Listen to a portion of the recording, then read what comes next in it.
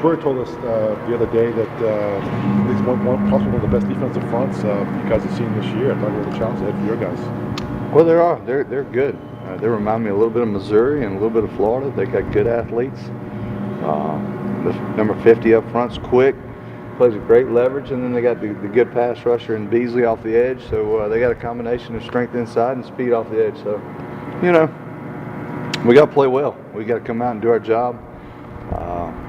Eliminate our assignments. When our assignment errors, that's probably when we give up our pressures. I don't think we've been pressured a lot without some missed assignments from our center calls and some other things. But we got a great challenge ahead of us. They're good. It looks like you guys have risen the challenge the last few years. You guys dominate time possession. You guys have run the football. You protected the quarterbacks. In this game, your guys have done a pretty good job in the last few years. You know, this is a rivalry game. I don't look back at anything we've done in the past. We've got a challenge ahead of us, and we'll see if we can go out and do our jobs again this year. You have a lot of continuity in offensive line this year. Has that really helped you? Do you see the improvements that you would expect with those same guys in there? Well, we've had some continuity. You know, we had to change our center with Cody getting hurt earlier, and then RP went out and didn't have him for the Tennessee game. So that was a little struggle there during that stretch. But for the most part, you know, with Shell and Robinson and AJ Can and you know, those guys have done pretty decent. They've got one big challenge left this week, and we'll see if we're up for it. They've got 100 tackles for loss this year. What do they do differently this year than last year? Just better? They've got how many? Over 100 tackles for loss. 100? I don't know. Maybe they're playing against some bad offenses. I hope, but you know, they're just optimistic. I mean, I'm telling you, Grady Jarrett, I love watching him because he plays with great leverage, and then you got Beasley. But you got to be assignment-wise. You got to be on your P's and Q's, so to speak, against this group. They stunt, they angle. They're going to challenge you mentally. So we've got to be sharp. But I didn't know they had 100 tackles for losses. I knew. The defense in general, not just the line. Well, yeah, scary. Yeah. Anything else for Coach Elliott? Yeah, real quick, the key to this game, it seems like recently, has been your ability to be physical up front and establish the running game. Is that still kind of the MO for this game? You know, each week is different. You know, you go in with a plan and you see what you can execute and what you can execute well. If it happens to be the run, we'll stick with doing that. If it happens to be the pass, then of course we'll go with that. But you really don't know until you get a first 2 or 3 series in, and then you feel like what you're comfortable in doing, and then you make adjustments off of it.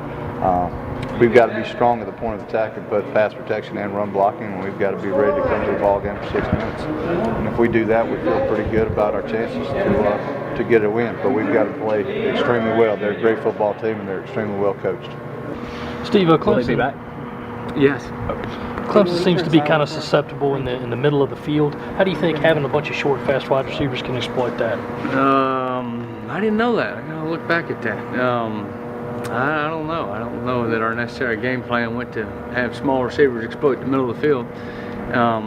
But we're going to try to do whatever we can. We've got some different plays that we think have a chance against, but they do a lot on defense. They man and zone and blitz, and so we got to find the holes where they are, hopefully, and hit them. But yeah, certainly our strength as smaller receivers is being quicker and running away from people and not necessarily boxing people out and jump balls. So hopefully we can find a way to get the ball in our hand and make some plays. How much better are they on defense than maybe the past 2-3 years?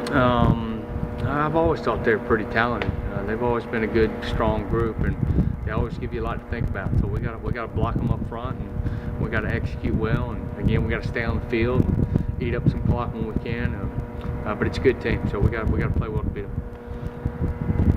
Bruce has had some of his best games against Clemson. Do you attribute that to anything, or does it just happen that way? It just happens that way. He's got good games and bad games, but certainly he's had some really good ones against Clemson. Last year was a great game. He and Ace both played really, really well. So hopefully he can continue that trend. Would be nice.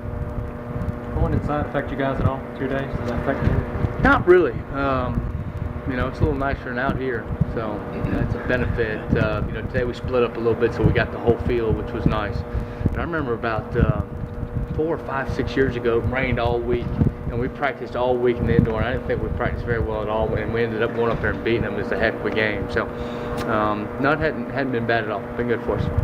You got a lot of guys with catches last week. Does that improve morale with the group? Absolutely, sure it does. Versus 2 guys who play the whole game. Yeah, no, everybody got to play. We were looking for more receivers at the end to put them out there.